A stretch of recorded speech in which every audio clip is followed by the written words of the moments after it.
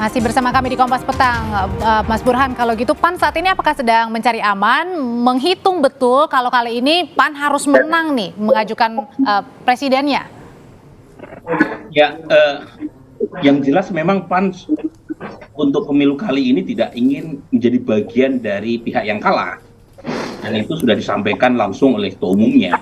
Makanya pertimbangan untuk memilih teman koalisi itu betul-betul berdasarkan pertimbangan mana calon yang potensial menang, tetapi dari 2 di antara 3 top 3. Jadi meskipun misalnya Mas Anies potensial menang, tetapi karena Mas Anies berada di luar pemerintahan, kecil juga potensi atau peluang PAN untuk mendukung Anies Baswedan. Jadi betul-betul antara Pak Prabowo atau Mas Ganjar.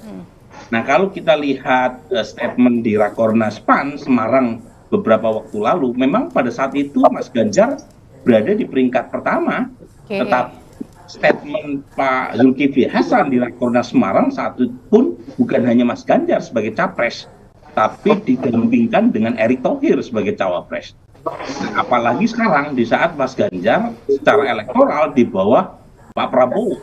Jadi kemungkinan gitu ya, PAN itu masih menunggu untuk beberapa waktu ke depan, karena bagaimanapun keunggulan Pak Prabowo juga dalam margin of error, artinya belum fix juga Pak Prabowo unggul di atas Mas Ganjar, karena bagaimanapun selisihnya tidak terlalu signifikan.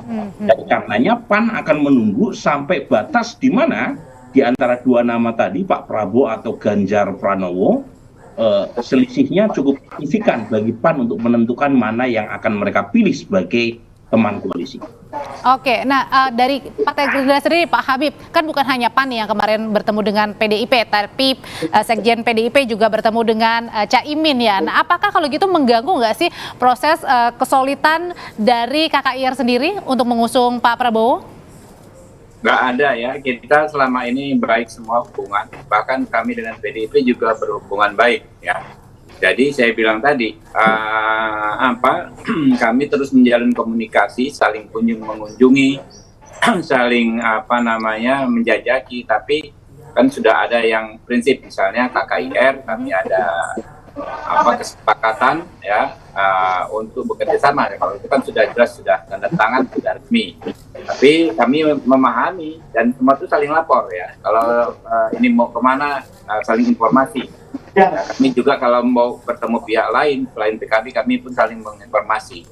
Sehingga yang ada bagi kami saat ini KKIR ini pasti akan bertahan terus dan insya Allah akan membesar dengan adanya mitra koalisi yang baru. Oke, kalau Mas Rizky, kalau misalnya kan Pak Zul bilang waktu itu tunggu arahan dari Pak Jokowi begitu. Sebenarnya PAN ini kalau untuk menentukan koalisinya nanya dulu nggak sih ke Pak Jokowi? Mas Rizky? Kalau bertanya konteksnya di sini adalah meminta masukan, tentu. Karena kita melihat Pak Jokowi sebagai seorang presiden pasti memiliki pikiran-pikiran bagaimana pembangunan ke depannya setelah beliau selesai menjadi presiden.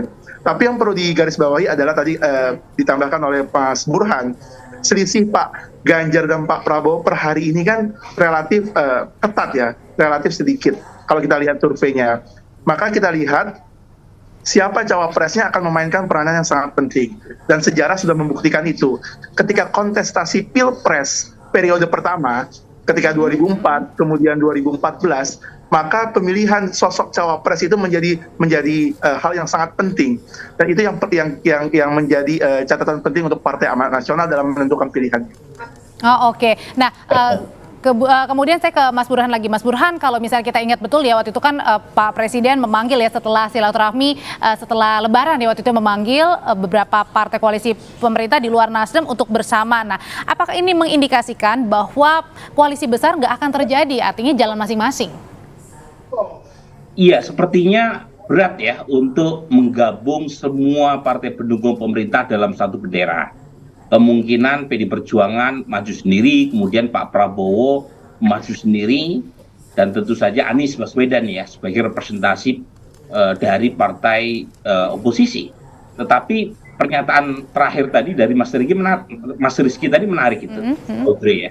Jadi dalam penentuan koalisi PAN itu bukan hanya siapa yang potensial menang, tetapi juga ditentukan oleh siapa cawapres yang diusung atau ditawarkan untuk diusung oleh Pak Prabowo atau Ganjar Pranowo. Nah, kemarin kan muncul pernyataan dari Ketua Dewan Pakar PAN, Pak Derajat Wibowo, kalau misalnya Ganjar Pranowo dan PD Perjuangan mengusung Erick Thohir sebagai cawapres Ganjar Pranowo, PAN akan mempertimbangkan. Nah, pertanyaannya, apakah Erick Thohir juga dipertimbangkan atau tidak oleh Prabowo Subianto? Itu mungkin juga jadi. Artinya PAN bisa jadi membawa nama Erick Thohir untuk disandingkan ke Pak Ganjar atau Pak Prabowo gitu? Kalau saya misalnya, karena itu pernyataan yang keluar dari elit-elit PAN, dan nama Erick Thohir kan muncul waktu Rakornas PAN di Semarang. Pada saat itu Erick Thohir mau dijodohkan dengan Ganjar Pranowo. Meskipun bukan pernyataan resmi Rakornas, tetapi sambutan, tapi buat saya menunjukkan Erick Thohir punya kedekatan khusus dengan PAN, sehingga muncul dalam statement-statement elit PAN berkaitan dengan cawapres yang mau dijodohkan ya, baik dengan Pak Prabowo atau dengan Ganjar Pranowo. Oke, kalau mungkin nama Pak Erick Thohir kemarin juga dibawa ke PAN pada saat bertemu dengan Bu Mega. Kalau misalnya dari Gerindra sendiri, Pak Prabowo menimbang nggak sih nama Erick Thohir sebagai bacawa presnya, Pak Habib? Jadi saya perlu tegaskan lagi bahwa capres dan cawapres dari Koalisi Kebangkitan Indonesia Raya akan bisa diputuskan dan diumumkan oleh Pak Prabowo dan Gus Muhaimin. Semua dinamika, ya, semua masukan, semua usulan tentu akan dibahas oleh beliau berdua. Dan kalau misalnya PAN nanti kalau mau salah satu persyaratan paling utama mau gabung ke Pak Prabowo dengan membawa nama Pak Erick menjadi bacawa presnya?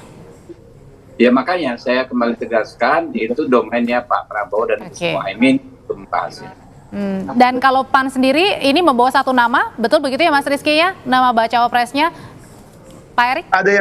Ada yang kita usulkan, tapi tentu itu domainnya Ketua Umum. Ketua Umum?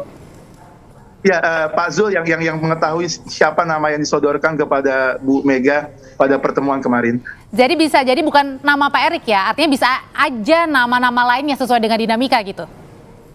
Tapi kalau kita lihat Mbak, elektabilitas bakal calon wakil presiden kan memang perlu kita akui bahwa Pak Erick Thohir adalah salah satu sosok yang memiliki elektabilitas paling tinggi. Dan beliau juga statusnya saat ini masih non-kader partai manapun. Jadi jika dibandingkan dengan nama-nama lain, cawapres yang sudah terafiliasi dengan partai politik tertentu, tentu Pak Erick Thohir bisa menjadi pilihan yang cukup bisa diterima oleh banyak pihak. Oke, nah kalau gitu nanti kan hari Senin kan bertemu nih Pak Habib Gerindra yang datang ke PAN. Kalau gitu maknanya apa sih Gerindra datang ke PAN? Apakah langsung kemudian akan bicara soal PAN bersama Prabowo? Ya itu makanya saya bilang itu adalah bentuk penjajakan, bentuk silaturahim ya, antara kami dengan PAN. Dengan lebih sering bertemu pasti frekuensinya kian lama kian menyatu.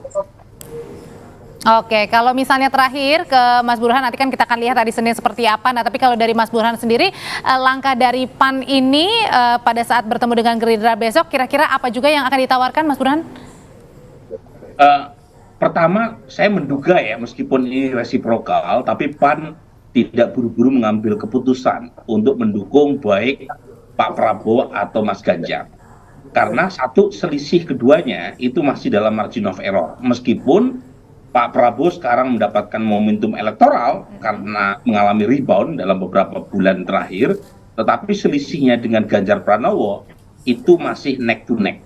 Nah itu yang pertama. Yang kedua, sambil menunggu kepastian terkait siapa yang unggul secara signifikan antara Pak Prabowo versus Ganjar Pranowo, saya kira PAN juga akan melihat seberapa besar peluang Erick Thohir untuk dipinang oleh kedua tokoh ini. Kalau misalnya Erick Thohir dipinang, tentu akan membuat PAN makin solid untuk menentukan kemana yang akan mereka pilih.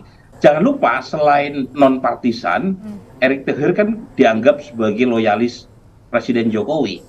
Dan mungkin itu juga jadi pertimbangan buat PAN, karena bagaimanapun PAN sekarang adalah partai yang sangat loyal terhadap arah politik Presiden Jokowi. Betul begitu ya PAN ya, Mas Rizky ya? Terakhir. Ya, kita melihat bahwa Pak Jokowi selama 9 tahun memimpin Indonesia cukup berhasil, cukup sukses. Maka dengan itu di akhir kepemimpinan beliau kita ingin betul-betul memastikan calon yang kita dukung bisa melanjutkan kinerja-kinerja Pak Jokowi. Tapi terakhir Mbak, kita sangat excited, kita sangat senang menerima kawan-kawan Gerindra, insya Allah hari Senin nanti di kantor DPP PAN, dan tentu banyak hal yang bisa kita bicarakan dalam rangka kerjasama politik ke depannya. Oke, kita tunggu nanti pertemuan hari Seninnya apakah PAN langsung bergabung merapat bersama mendukung Pak Prabowo atau masih di tengah-tengah nih, masih belum ada dukungan. Terima kasih Mas Rizky, Pak Habibur Rahman, dan juga Mas Burhan, saya selalu. Terima kasih. Terima kasih semua. Setelah ini saudara kami kembali dengan informasi lainnya di Kompas Petang.